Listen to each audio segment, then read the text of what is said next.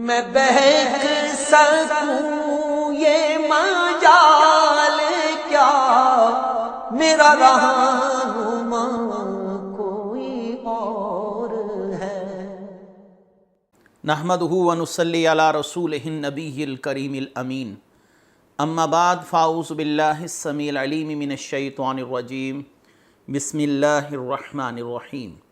قال اللہ تبارک و تعالی فی القرآن الحکیم،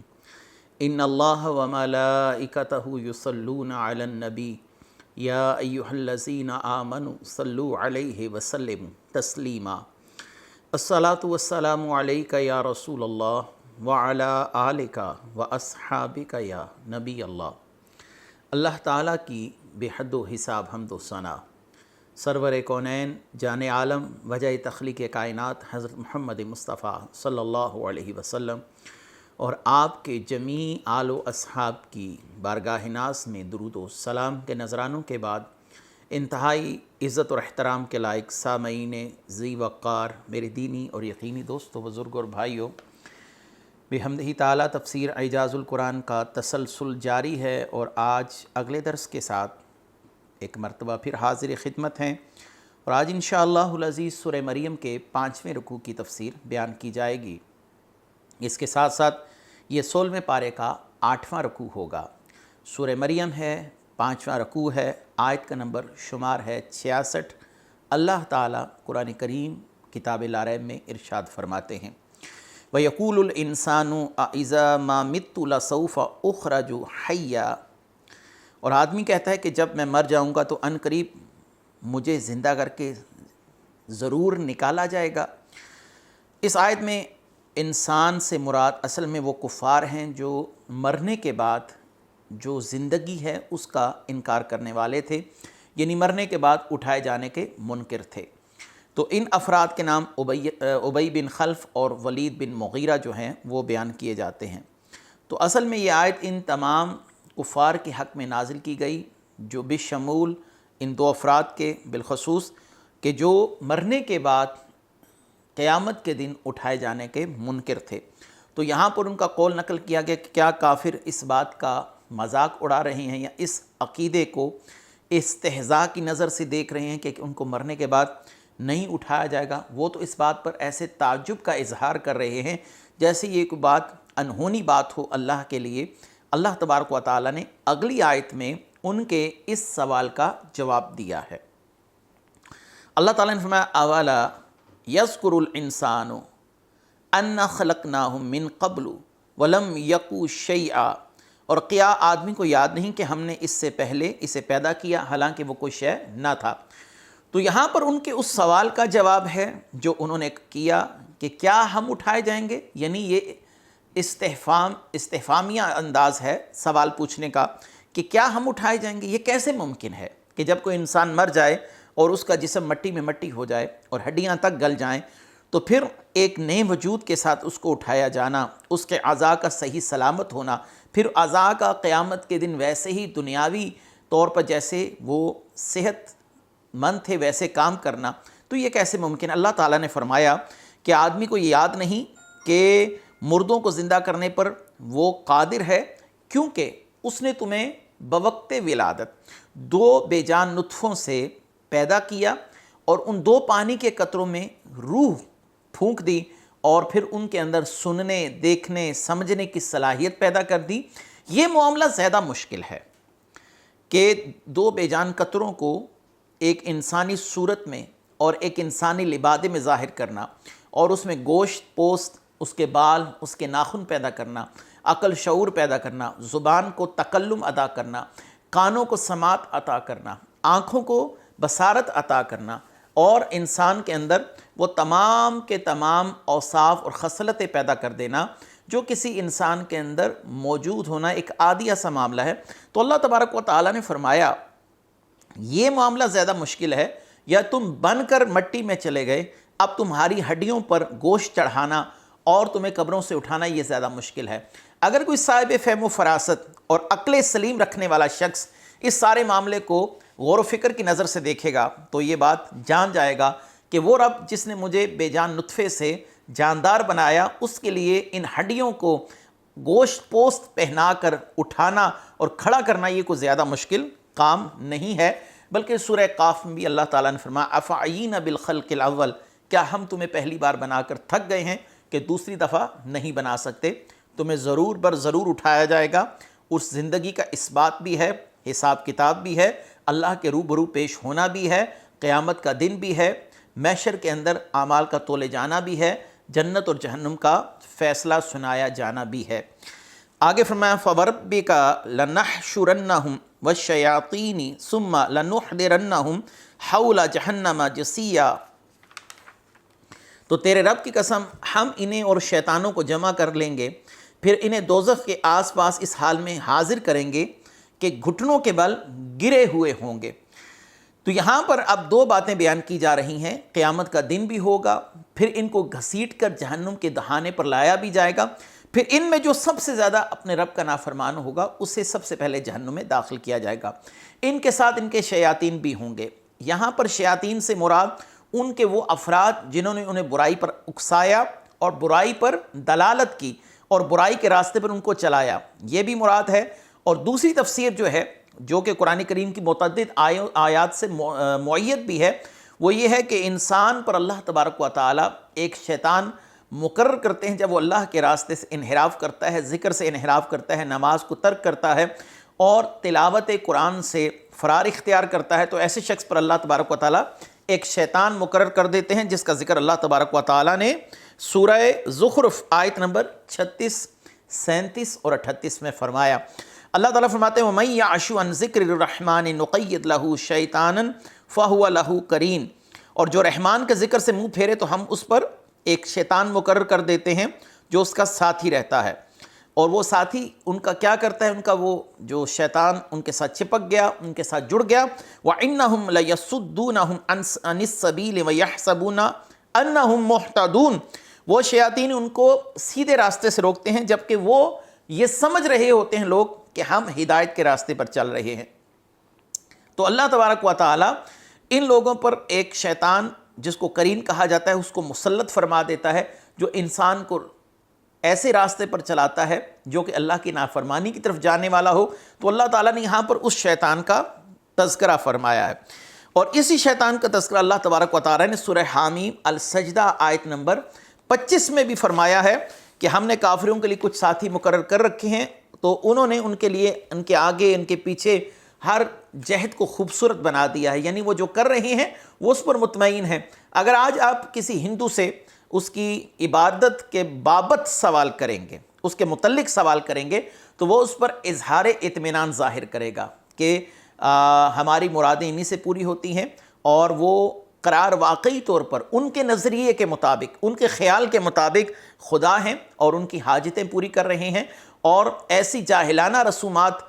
وہاں پر ادا کی جاتی ہیں جن کو کوئی عقل سلیم تسلیم نہیں کرتی۔ بسا اوقات وہ اپنے بتوں کو خوش کرنے کے لیے جانوروں کے خون کی بھینٹ چڑھاتے ہیں، اور عجیب و غریب رسومات ہیں۔ تو یہ سب شیطان نے ان کے لیے مزین کر کے دکھائی ہیں، وہ اس پر راضی ہیں، ان کا دل اس پر مطمئن ہے۔ اب جو ہر فرقہ ہے، چاہے وہ کوئی بھی فرقہ ہو، وہ اپنے اعمال افعال پر، اپنی رسومات پر اطمینان قلب پاتا ہے، وہ اس لیے کہ شیطان نے ان کے لیے ان گمراہی اور جہالتوں کو مزین کر کے دکھایا ہے۔ قیامت کے دن ان شیاطین کو گھسیٹ کر انہی لوگوں کے ساتھ لایا جائے گا، اور پھر یہ اللہ کی بارگاہ میں آپس میں جھگڑیں گے، اور انسان کہے گا کہ اس نے مجھے گمراہ کیا، تو شیطان کہے گا میرا کام فقط دعوت دینا تھا، دعوت قبول کرنا یا رد کرنا وہ تمہارے اپنے اختیار میں تھا، لہٰذا آج مجھے مورد تان مت کرو، مجھ پر الزام مت لاؤ، یہ سب کچھ تمہارا اپنا کیا ہوا ہے۔ تو اللہ تبارک و تعالیٰ نے اسی شیطان کا تذکرہ سورہ نساء آیت نمبر 38 میں بھی فرمایا کہ جس کا ساتھی شیطان بن جائے تو کتنا ہی برا ساتھی ہے، اور یہ ان لوگوں پر مسلط ہوتا ہے جو اللہ کی راہ سے انحراف کرتے ہیں۔ ایسا شخص جو ہو مسلمان لیکن گناہوں کی دنیا میں مستغرق ہو، گناہوں میں ڈوبا ہوا ہو، تو اس کے ساتھ بھی شیطان مسلط ہو جاتا ہے جو کہ اسے اللہ کی راہ سے روکتا ہے۔ مثلا جو شخص اب صبح فجر کی نماز نہیں پڑھتا، تو بعض احادیث کا مفہوم ہے کہ ایک شیطان اس کے ساتھ سارا دن جڑ جاتا ہے جو اس کے کندھے پر سوار ہوتا ہے، اور سارا دن اپنی پاؤں کی ایڑیاں اس کے سینے پر مارتا رہتا ہے، یعنی جیسے کوئی چھوٹا بچہ انسان کے کندھے پر چڑھ کر سوار ہو جائے۔ اگلی آیت ہے ثم لننزعن من کل شیعۃ ایہم اشد علی الرحمن عتیا ثم لنحن اعلم بالذین هم اولی بہا صلیا، اور ہم ہر گروہ سے اسے نکالیں گے جو ان میں رحمان پر سب سے زیادہ بے باک ہوگا،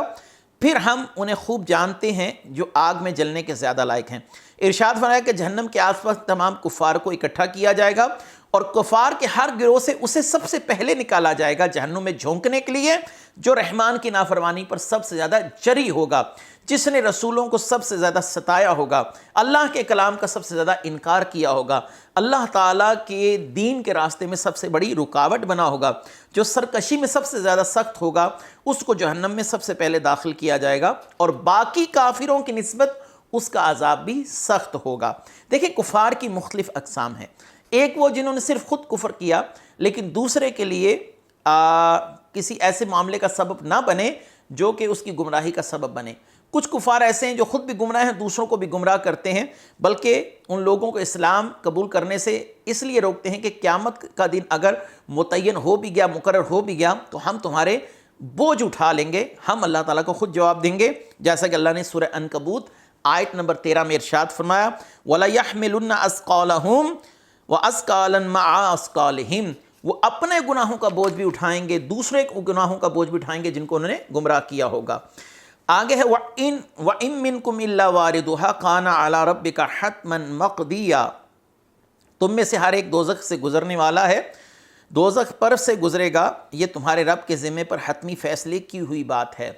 یعنی جہنم کے اوپر ایک پل صراط ہے جس کی باریکی کا عالم یہ ہے کہ وہ سر کے بال جیسا باریک ہے یا تلوار کی دھار جیسا باریک ہے، اس سے تمام لوگوں کو گزرنا ہوگا، وہ مومن ہو، موحد ہوں، مشرک ہوں، کافر ہوں، کسی مسلک کسی فرقے سے تعلق رکھتے ہوں، سب کو اس سے گزرنا ہوگا۔ بعض مفسرین نے کہا اس پر سے صرف کفار کو گزارا جائے گا، لیکن یہ بات تحقیق کے خلاف ہے، کیونکہ ہمیں ایک روایت ملتی ہے سیدنا عبداللہ بن رواحہ کی۔ عبداللہ بن رواحہ ایک دفعہ اپنی زوجہ کے پاس بیٹھے تھے تو آپ رونے لگے، اور آپ کی زوجہ نے آپ سے رونے کا سبب پوچھا تو آپ نے فرمایا مجھے اللہ کا یہ فرمان یاد آ گیا وَإِن مِّنكُمْ إِلَّا وَارِدُهَا، تم میں سے ہر ایک کو دوزخ کے پل سے گزرنا ہے، یعنی پل صراط سے، مجھے معلوم نہیں کہ میں نجات پاؤں گا یا نہیں پاؤں گا۔ وہ لوگ جن کے ساتھ اللہ تعالیٰ نے بھلائی کا معاملہ فرمانا ہوگا وہ اس پل سے بخیر و عافیت گزر جائیں گے اور برق رفتاری سے گزریں گے، اور وہ لوگ جن کے ساتھ اللہ نے بھلائی کا معاملہ نہیں کرنا ہوگا وہ اس پل سے نیچے گریں گے اور سیدھا جہنم کے اندر جھونک دیے جائیں گے۔ تو یہ پل جہنم کے اوپر بنایا گیا ہے، اور اس پل سے گزرنے کے لیے انسان کو چند صالح اعمال جو ہیں وہ درکار ہیں۔ مثلاً میں مختلف 3 قسم کے اس سے حوالہ جات آپ کے سامنے پیش کرتا چلوں کہ رسول اللہ صلی اللہ علیہ وسلم نے فرمایا کہ میں نے گزشتہ رات ایک عجیب معاملہ دیکھا۔ وہ عجیب معاملہ یہ ہے کہ میں نے ایک امتی کو دیکھا جو پل صراط سے گزر رہا ہے اور گھٹنوں کے بل چل رہا ہے، یعنی آہستہ آہستہ گھسٹ کے چل رہا ہے کہیں نیچے نہ گر جاؤں۔ تو اتنے میں وہ درود شریف آیا جو وہ مجھ پر بھیجا کرتا تھا، اور پل صراط پر اس درود نے اس کو کھڑا کر دیا یہاں تک کہ اس نے پل صراط پار کر لیا۔ تو درود شریف کی کثرت پل صراط کو پار کرنے میں ایک اہم کردار ادا کرے گی۔ دوسرا ہے مسجد میں بکثرت حاضر ہونا۔ یہ حدیث امام ابن ابی شیبہ نے روایت کی ہے مصنف میں کہ رسول اللہ صلی اللہ علیہ وآلہ وسلم نے فرمایا کہ مسجد ہر پرہیزگار کا گھر ہے، اور جن کے گھر مسجدیں ہوں اللہ تعالیٰ نے اپنی رحمت، رضا اور پل صراط سے حفاظت کے ساتھ گزار کر اپنی رضا والے گھر یعنی جنت میں داخل فرما دے گا۔ اور تیسرا معجم الاوسط کی روایت ہے کہ رسول اللہ صلی اللہ علیہ وسلم نے فرمایا کہ جس نے کسی مسلمان کی پریشانی کو دور کیا، اللہ تعالیٰ قیامت کے دن اس کے لیے پل صراط پر نور کی ایسی 2 شاخیں بنا دے گا جن کی روشنی میں اتنے عالم روشن ہوں گے جنہیں اللہ کے سوا کوئی شمار نہیں کر سکتا۔ تو پل صراط حق ہے، اس سے ہر مومن، موحد، کافر، مشرک، ہر نبی، ہر صالح نے گزرنا ہے۔ صرف وہ لوگ برق رفتاری سے گزریں گے، ہر شخص اپنے اعمال اور افعال کے مطابق اس پل سے اسی رفتار کے مطابق گزرے گا، جیسے کہ اس کے افعال اور اعمال ہیں، نیک اور صالح ہیں تو برق رفتاری سے گزر جائے گا۔ اگر ناقص العقیدہ ہے تو پھر اس کا چلنا بھی اسی رفتار سے ہوگا، اگر بد عقیدہ ہے تو اس پل سے نیچے گرے گا اور سیدھا جہنم میں جھونک دیا جائے گا۔ آگے ہے وَإِذَا تُتْلَى عَلَيْهِمْ آيَاتُنَا بَيِّنَاتٍ قَالَ الَّذِينَ كَفَرُوا لِلَّذِينَ آمَنُوا أَيُّ الْفَرِيقَيْنِ خیر مقاما و احسن ندیا۔ اور جب ان پر ہماری روشن آیتیں پڑھی جاتی ہیں تو کافر مسلمانوں سے کہتے ہیں کون سے گروہ کا مکان اچھا ہے اور مجلس بہتر ہے۔ اصل میں یہ جو آیت نازل ہوئی یہ نضر بن حارث وغیرہ کے لیے نازل ہوئی کہ جب وہ مسلمان غرباء کو دیکھتے، مساکین کو دیکھتے، تو مسلمانوں کے زبوں حالی کو دیکھ کر ان کا مذاق اڑاتے کہ ان کی داڑھیاں بکھری ہیں اور ان کے لباس جو ہیں وہ مٹی سے آلودہ ہیں اور ان کا حال خراب ہے، گھر میں فاقوں کی صورتحال ہے۔ نضر بن حارث اور دوسرے کفار اپنے گھروں سے غسل کر کر، بناؤ سنگار کر کر، بالوں میں تیل ڈال کر، کنگھی کر کر، عمدہ لباس پہن کر، فخر و تکبر کر کے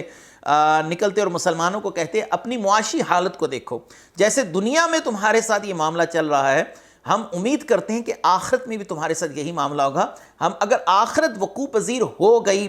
بالفرض برسبیل تنزل وہ یہ تسلیم کر رہے ہیں۔ پہلی بات تو یہ ہے کہ وہ اس کا انکار کرتے تھے اور کہتے تھے اگر ہو بھی گئی تو اس وقت بھی ہمارا حال تم سے بہتر ہوگا۔ تو یہاں پر مسلمانوں کو تسلی دی گئی ہے کہ آخرت کا گھر صرف انہی کے لیے بہتر ہے جنہوں نے محبوب کریم صلی اللہ علیہ وسلم کی غلامی کا طوق اپنی گردن میں ڈالا۔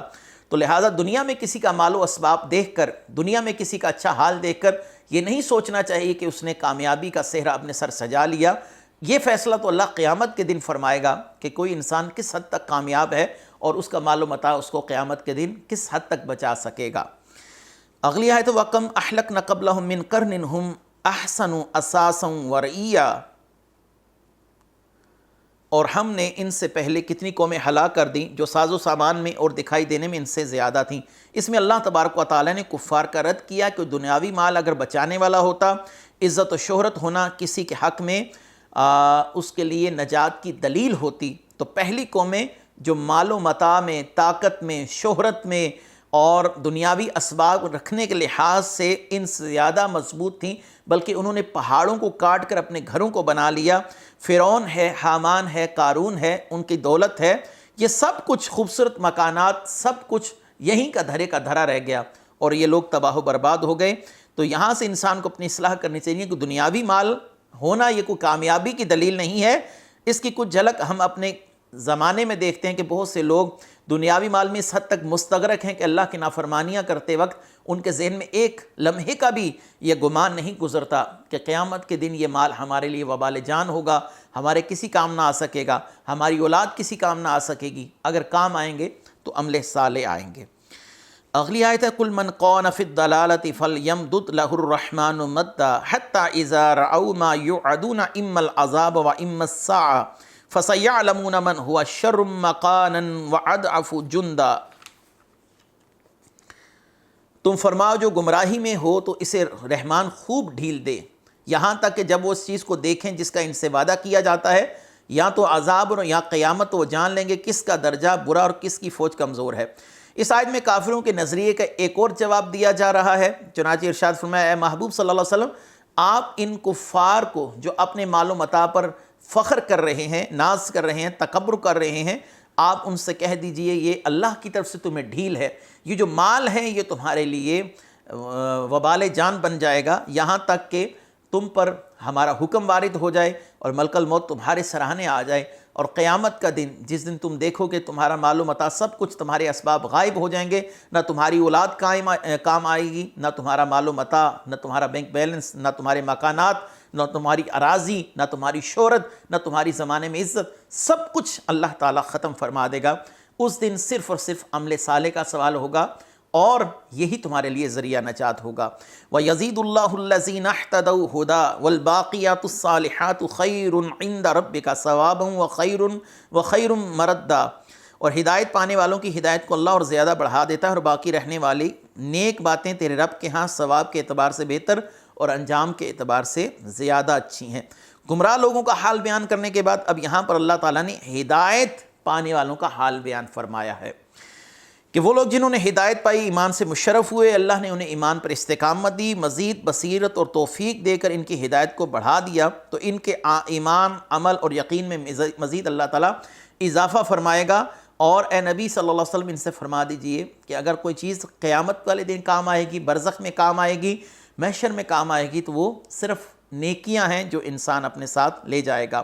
والباقیات الصالحات باقی رہ جانے والی نیکیاں ہیں۔ رسول اللہ صلی اللہ علیہ وسلم نے سیدنا صحابی رسول ابو سلمہ بن عبد الرحمن سے فرمایا کہ لا الہ الا اللہ واللہ اکبر والحمد للہ وسبحان اللہ، یہ باقیات الصالحات سے ہے، یعنی یہ باقی رہنے والی نیکیوں سے ہے۔ جب کوئی انسان یہ کلمات پڑھتا ہے تو اس کے گناہ ایسے جھڑ جاتے ہیں جیسے درخت کے پتے جھڑتے ہیں۔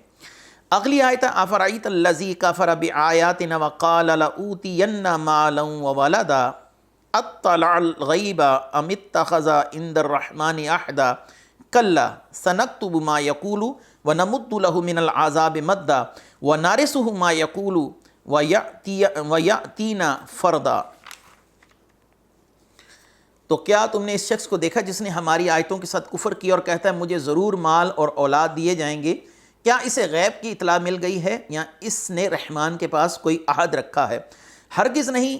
اب ہم لکھ رکھیں گے جو وہ کہتا ہے اور اسے خوب لمبا عذاب دیں گے، اور وہ چیزیں کہہ رہا ہے اس کے ہم وارث ہوں گے اور وہ ہمارے پاس تنہا آئے گا۔ کیا تم نے اس شخص کو دیکھا جس نے ہماری آیتوں کے ساتھ کفر کیا؟ یہ آیت اصل میں اس کا شان نزول بخاری شریف میں موجود ہے۔ سیدنا خباب بن عرط رضی اللہ تعالیٰ عنہ کا زمانہ جاہلیت میں عاص بن وائل سہمی پر قرض تھا۔ اس کے پاس جب آپ اپنے قرض کے تقاضے کے لیے گئے تو عاص نے کہا کہ میں تمہارا قرض ادا نہ کروں گا جب تک محمد صلی اللہ علیہ وسلم سے پھر نہ جاؤ یا کفر اختیار نہ کرو۔ خباب بن عرط نے اس کا انکار کیا، تو یہاں تک کہ پھر اس نے کہا ٹھیک ہے، یہاں تک کہ تم مر جاؤ اور مرنے کے بعد جب زندہ اٹھائے جاؤ گے، اور پھر میں بھی مرنے کے بعد جب زندہ اٹھایا جاؤں گا تو پھر میں تمہارا قرض ادا کروں گا۔ یعنی یہ اس نے مذاقاً بات کہی کہ اس کا یقین تھا نہ میں مروں گا، اگر مر گیا تو پھر زندہ اٹھایا جانا یہ تو ناممکنات میں سے ہے، تو اس نے اس معاملے کو اس وقت تک موقوف کر دیا کہ قیامت کے دن اگر میں اٹھایا گیا تو میں اس دن تمہارا قرض ادا کر دوں گا۔ تو یہ شریعت کے ساتھ مذاق ہے، یہ ان لوگوں کا طرز عمل جو آج ہمارے دور میں موجود ہیں، قصاص، حدود، نکاح، طلاق، نماز، علماء، مساجد،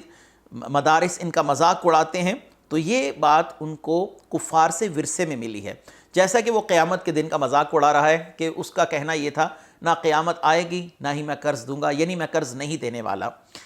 اگلی آیت ہے وَاتَّخَذُوا مِن دُونِ اللَّهِ آلِهَةً لِيَكُونُوا لَهُمْ عِزًّا، اور انہوں نے اللہ کے سوا کئی اور معبود بنا لیے تاکہ وہ ان کے لیے سفارشی بن جائیں۔ دیکھیں، سفارش اور شفاعت کا تصور اسلام میں بھی موجود ہے، لیکن ہم اللہ تعالیٰ کے محبوب بندوں کے لیے اس اذن کو تسلیم کرتے ہیں، وہ بالوجاہت ہے۔ اللہ تعالیٰ نے ان کو اذن دیا ہے ان کے مقام محبوبیت کے سبب، جیسے کہ رسول اللہ صلی اللہ علیہ وسلم شفاعت کبریٰ فرمائیں گے، پھر آپ صلی اللہ علیہ وسلم کی احادیث ہیں کہ حافظ قرآن اپنے والدین کے لیے شفاعت فرمائے گا، حجر اسود شفاعت کرے گا، قرآن شفاعت کرے گا، رمضان شفاعت کرے گا، علماء کرام شفاعت کریں گے، صالحین شفاعت کریں گے۔ یہ تمام احادیث ذخیرہ احادیث میں موجود ہیں، شفاعت کا انکار تو نہیں ہو سکتا۔ لیکن بت پرستوں کا نظریہ یہ تھا کہ ہم بتوں کی پرستش کرتے ہیں اور یہ مقام و مرتبے اللہ کے برابر ہیں، تو یہاں پر نہ مقام وجاہت کا کوئی تذکرہ ہے، نہ ہی ان لوگوں کے نظریے اور عقیدے کے حوالے سے یہ بات موجود ہے کہ وہ ان کی شفاعت کو اللہ کے اذن سے تسلیم کرتے تھے، بلکہ وہ برابر والے کی شفاعت کو برابر والے کے حق میں تسلیم کیا کرتے تھے۔ اور اگلی آیت ہے کَلَّا سَيَكْفُرُونَ بِعِبَادَتِهِمْ وَيَكُونُونَ عَلَيْهِمْ ضِدًّا، اور ہرگز نہیں، ان قریب وہ جھوٹے معبود ان کی عبادت کا انکار کریں گے، وہ ان کے مخالف ہو جائیں گے۔ اس آیت میں کافروں کا رد کرتے ہوئے اللہ تعالیٰ نے ارشاد فرمایا کہ ایسا نہیں ہو سکتا، بلکہ ان قریب وہ بت جنہیں یہ پوچھتے ہیں قیامت کے دن اللہ تبارک و تعالیٰ انہیں قوت گویائی دے گا اور وہ بت ان کی عبادت سے منکر ہو جائیں گے، انکار کریں گے۔ یہ کفار کی حسرت و یاس میں اضافے کا سبب ہوگا، پھر انہی بتوں کو اٹھا کر کفار کے ساتھ جہنم میں جھونک دیا جائے گا، جس کا تذکرہ اللہ تعالیٰ نے قرآن میں متعدد مقامات پر فرمایا کہ اس جہنم سے ڈرو جس کا ایندھن انسان اور پتھر ہوں گے۔ پتھروں سے مراد یہی بت ہیں تاکہ کفار کی حسرت میں مزید اضافہ ہو کہ ہائے ہماری ساری زندگی جو ہم نے ان بتوں کی پرستش میں گزاری، آج یہ بت خود جل رہے ہیں، جھلس رہے ہیں اور جہنم کا ایندھن بن گئے ہیں، تو یہ خود کو نہیں بچا سکتے تھے، کاش ہم نے ان کی پرستش نہ کی ہوتی۔ اس کے ساتھ ہی آج کا ہمارا درس ختم ہوا۔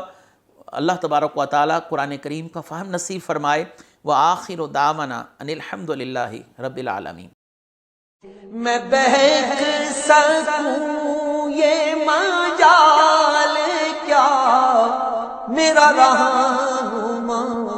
کوئی اور